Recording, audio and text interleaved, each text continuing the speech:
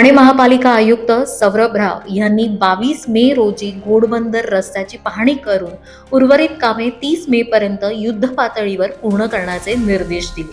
यामध्ये रस्त्याचे डागडुजी, ड्रेनेज लाईन आणि कल्वर्ट साफसफाई यांचा समावेश आहे. पावसाळ्यात पाणी साचू नये आणि वाहतूक सुरळीत राहावी यासाठी जुनी ड्रेनेज लाईन नवीन लाईनला जोडण्याचे काम सुरू आहे. पूर्व द्रुतगती महामार्ग, कासार वडवली, कापूर बावडी जंक्शन, सेवा रस्ता आणि गायमुख घाट परिसरातील कामांचीही पाहणी करण्यात आली. कासार वडवली उड्डाणपूल पूर्णत्वाच्या अंतिम टप्प्यात असून ते 5 जूनपर्यंत पूर्ण करण्याचे आदेश MMRDला देण्यात आले आहे. आयुक्त राव यांनी पावसाळ्यानंतरच्या कामांसाठी सूचना फलक लावण्याचे निर्देश दिले. या पाहणीत विविध विभागांचे अधिकारी उपस्थित होते.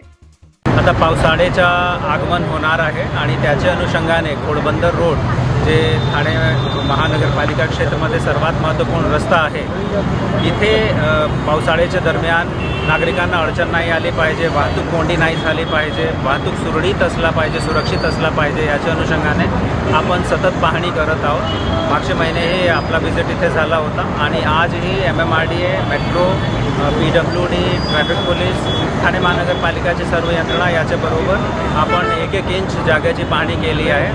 संपूर्ण घोडबंदर रस्ता गायमुख घाटपर्यंत इथे बऱ्यापैकी काम आपले कंप्लीट होत आलेले आहे.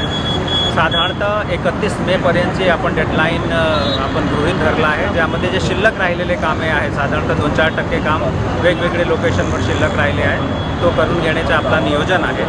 याच्यासोबतच घोडबंदर रस्त्यावर मान्सूनच्या दरम्यान वॉटर लॉगिंग नाही झाली पाहिजे, पाणी नाही अडला पाहिजे, याच्यासाठी सगळे जे ड्रेनेज आहेत, सगळे कल्वर्ट्स आहेत, तो क्लीन करण्याची कारवाई कंप्लीट करण्यात आली आहे. मर्जरच्या कामामुळे काही ठिकाणावर नवीन ड्रेनेज आपण कन्स्ट्रक्ट करत आहोत, तो नवीन ड्रेनेज आणि जुना ड्रेनेज हा कनेक्ट झाला पाहिजे याचीसुद्धा आपण खात्री करत आहोत.